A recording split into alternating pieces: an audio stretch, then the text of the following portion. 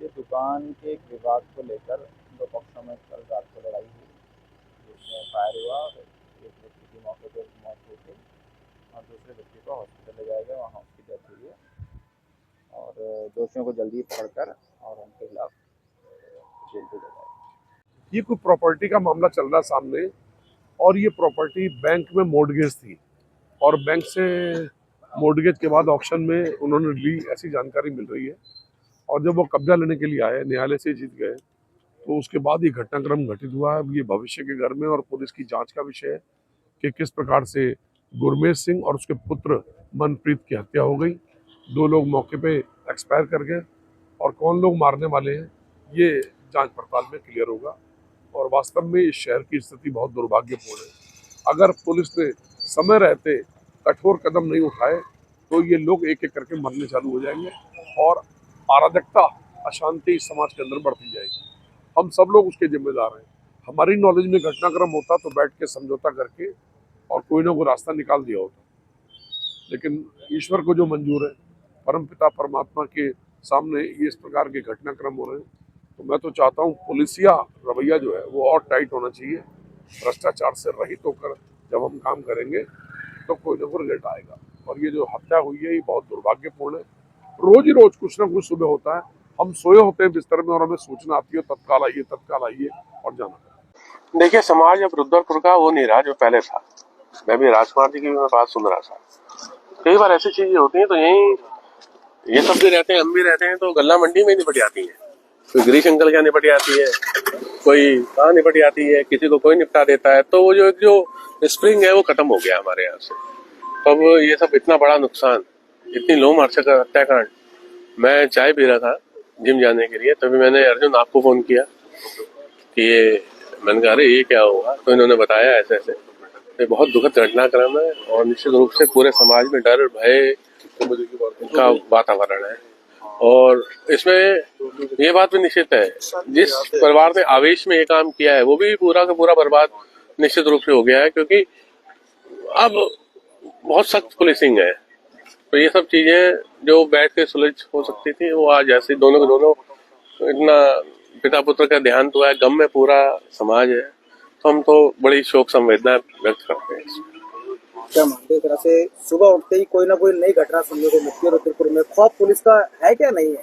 देखिए, ये चीजें जो आपस की हैं पुलिस को अनावरण कर सकती है। ये समाज की विफलता है, उससे बड़ी समाज की विफलता है कि हम क्यों नहीं दोनों, अब ये जो गया है ना उसकी भरपाई नहीं, दुकान मकान सब यही तो रह गया। हमें ना ये जो लोग हैं इनका दुख है, दर्द है, हम कम कर सकते हैं कहीं ना कहीं समाज के रूप में इनके साथ खड़े होकर, इनकी बातों को सुलझाकर। हम सुलझा क्यों नहीं पाते? इतनी बड़ी पंचायतें, बड़ी से बड़ी पंचायतें गुरुद्वारे में हो गई।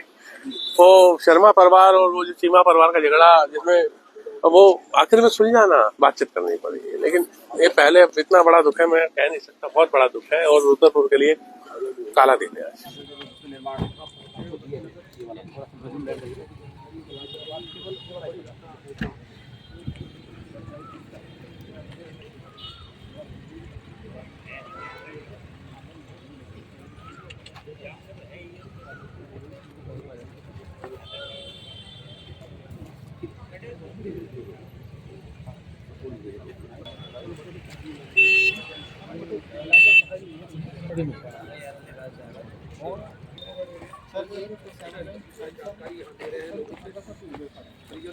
जानकारी ली जा रही है।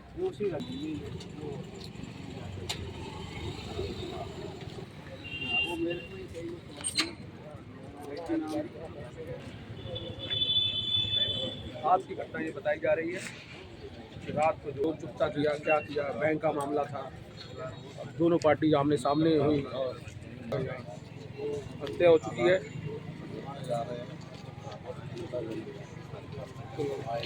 पुलिस यहाँ पहुंची।